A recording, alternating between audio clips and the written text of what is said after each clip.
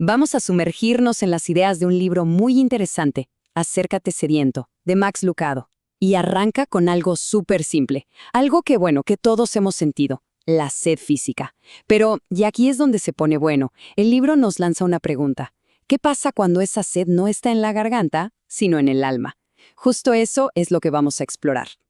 El punto de partida es algo que conocemos perfectamente, ¿no? La sed.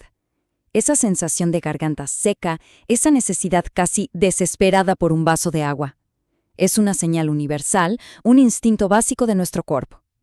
Lo que hace Lucado, y es brillante, es tomar esta sensación tan pero tan familiar y la convierte en una metáfora para hablar de algo mucho, mucho más profundo.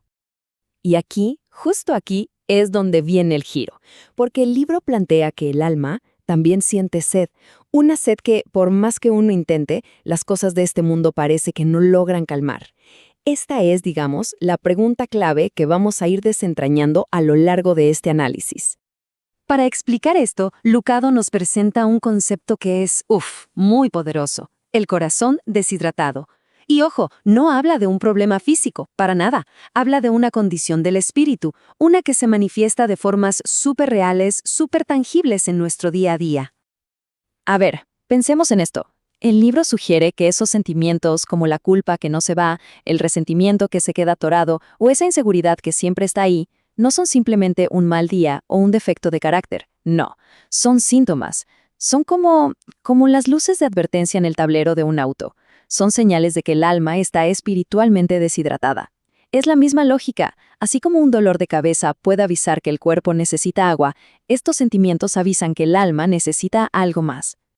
Ok, entonces, si existe esta sed del alma, ¿cuál es la solución? Bueno, el libro presenta su respuesta central basándose en esta invitación de Jesús. Y la idea clave que nos propone es que la solución no es un método, no es un programa de autoayuda ni una filosofía compleja. Es una persona. Se la describe como la única fuente que de verdad puede saciar esa sed para siempre. A ver, si la sed es el síntoma y Jesús la fuente, la pregunta lógica es, ¿y cuál es la causa? ¿De dónde viene toda esta deshidratación espiritual? El libro va a la raíz del problema y para que entendamos la gravedad del asunto, usa una analogía histórica que es tremenda. Para que nos demos una idea de la magnitud, Lucado usa una comparación, devastadora. La peste negra. Imaginen, aniquiló a 1/3 de la población de Europa. El número es impactante. 25 millones de personas. Esta cifra tan brutal sirve para poner en perspectiva la seriedad con la que el libro trata el concepto del pecado. Y aquí es donde se traza el paralelo. Por un lado, una bacteria causó la peste negra. Por otro, el libro argumenta que las decisiones sin Dios son la causa de una plaga espiritual. El origen, según el texto, se remonta hasta Adán y Eva. Y su impacto no se queda en un solo continente, sino que se describe como algo que nos afecta a todos, a toda la humanidad. Pero, ¿qué es pecado, según el libro? Este es un punto clave. No se trata solo de hacer cosas malas, de cometer errores. Va más allá. Es una actitud de fondo. Una vida que, básicamente, ignora a Dios para centrarse por completo en el yo. Es, en esencia, una existencia que gira alrededor de uno mismo. Bien, entonces ya tenemos el problema y la causa definidos. Ahora, la narrativa del libro nos lleva lógicamente hacia la solución. Porque si la plaga es universal, pues la solución también tendría que serlo, ¿no? Este versículo se presenta como el mero centro de la solución. La idea es una palabra, sustitución. Es la clave de todo. Lo que explica el libro es que Cristo, que estaba libre de esta plaga, voluntariamente tomó la condición de los infectados para poder darles a cambio su propia salud espiritual. Un intercambio, básicamente. Y para que quede súper claro, el libro usa esta analogía, que es muy potente. Imaginen a una persona inmune a la peste negra, que entra a una aldea donde todos están contagiados, y al tocar a los enfermos, ¡pum!, se curan al instante.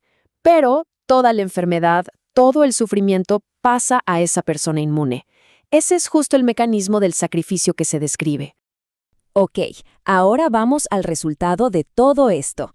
Y es un resultado transformador. porque no se trata solo de curarse de una enfermedad, se trata de recibir una identidad totalmente nueva, una identidad que, según el libro, está definida por una sola palabra, la gracia. Para aterrizar esta idea, Lucado nos cuenta una historia del Antiguo Testamento, la de Mefiboset. Pensemos en él. Su identidad estaba marcada por la pérdida, la discapacidad y sobre todo el olvido. Era el nieto de un rey que había fracasado, estaba lisiado y para colmo vivía en un lugar llamado Lodebar, que significaba algo así como tierra de nada, o sea, su vida era la definición de la ruina. Y de repente, cuando todo parecía perdido para él, llega este decreto, totalmente inesperado. El nuevo rey David lo manda a llamar. Y uno pensaría, listo, lo van a castigar como enemigo. Pero no, es para darle un lugar de honor en la mesa del rey. Ojo, esto no fue algo que Mefiboset se ganara o mereciera, para nada. Fue un acto de pura gracia que le cambió la vida y redefinió quién era por completo. Entonces, el viaje es clarísimo, ¿no? Pasa de la ruina absoluta en esa tierra de nada a ser llamado por un acto de gracia y termina sentado en el palacio. El libro usa esta historia para dejar algo muy claro. La gracia no es solo una mejorita, no solo mejora las cosas, cambia desde la raíz la identidad de una persona.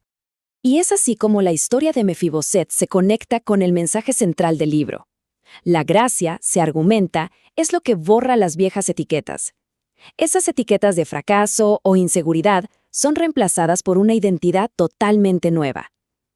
Una identidad que significa estar espiritualmente con vida, en conexión con Dios y con la seguridad de su misericordia. Bueno, ya vimos el problema, la causa, la solución y el resultado, un montón. Ahora, la parte final del libro se vuelve súper práctica. La pregunta es, ok, muy bien, pero ¿cómo se accede a esa agua viva en el día a día? ¿Cómo se vive esto? Pues el libro nos deja con una herramienta muy concreta, una forma de beber todos los días, que consiste en recibir activamente 4 cosas. A ver, la primera, recibir su obra en la cruz. Eso se encarga del pasado. La segunda, recibir su energía del espíritu. Eso es para el presente. La tercera, aceptar su señorío, que es la guía para el futuro. Y por último, recibir su amor, que es incondicional y que de alguna forma lo abraza todo. Y ya para ir cerrando, Lucado comparte esta anécdota que es preciosa. Imaginen esto. Un artista ve una mancha horrible de té en una pared. Un accidente, un error, algo feo. Pero este artista, con solo unos trazos de su pincel, no la borra, la transforma. Esa mancha se convierte en parte de una obra de arte, un ciervo real. Fíjense, la mancha no desapareció, sino que fue redimida, fue transformada en algo hermoso. Y con esa imagen, este análisis nos deja con una pregunta final, una para reflexionar. ¿Qué es lo que define la identidad de una persona? ¿Son sus errores, sus manchas? ¿O es la posibilidad de que un artista maestro pueda tomar esas mismas imperfecciones y convertirlas en parte de una obra maestra? Esa es la pregunta que en el fondo resume todo el mensaje de Acércate Sediento.